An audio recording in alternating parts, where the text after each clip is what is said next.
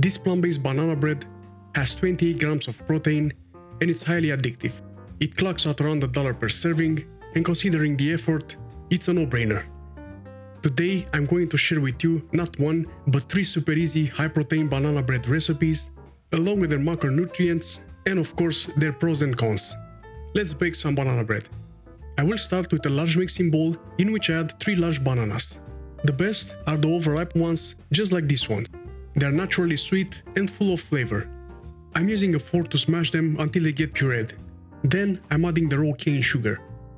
I'm using raw cane sugar because I like its taste, but if you want a low-calorie substitute, you can try these ones. They all work.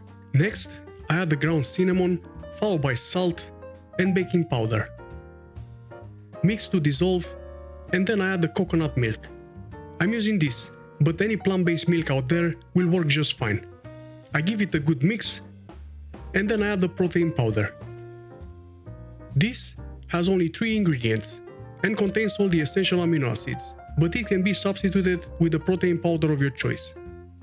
I give them a good mix, and then I add the flour and continue mixing until fully incorporated.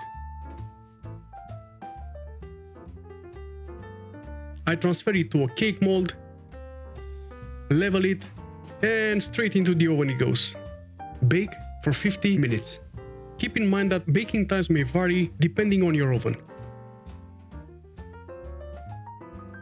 Texture-wise, it's moist and a bit denser compared to a classic banana bread. Some people love it fluffier, but I do not mind it at all.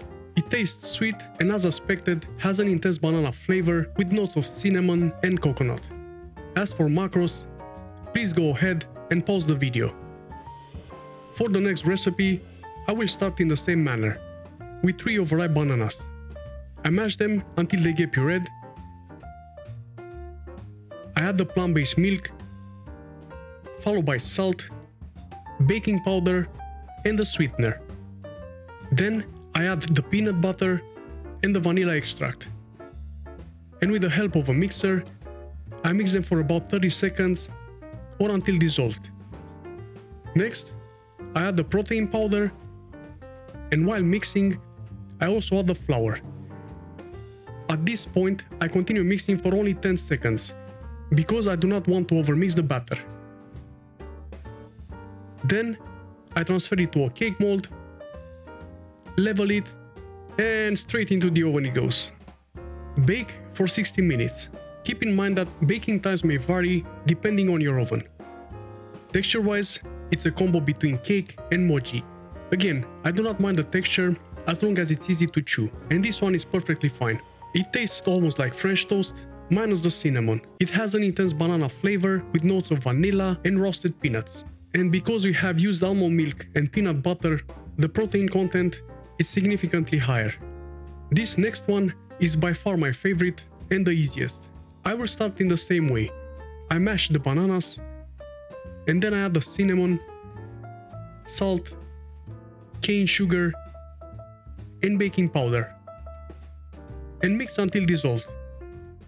Next, I'm adding the protein powder, followed by half of the almond milk, and mix them until incorporated. Now it's time to add the oats and the rest of the milk. I'm using steel-cut oats because they will add more texture to the cake.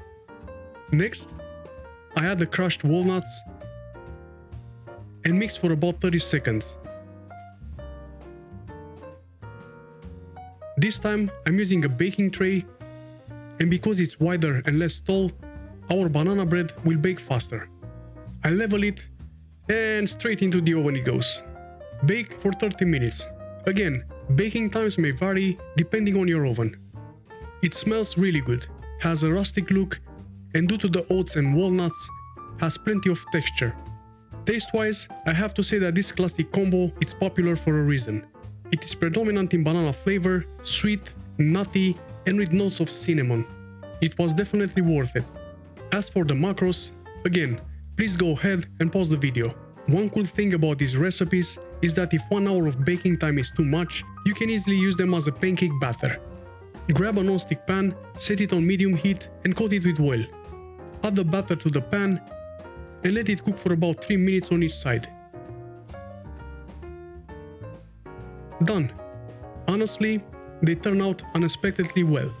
They are moist and flexing just like breakfast pancakes.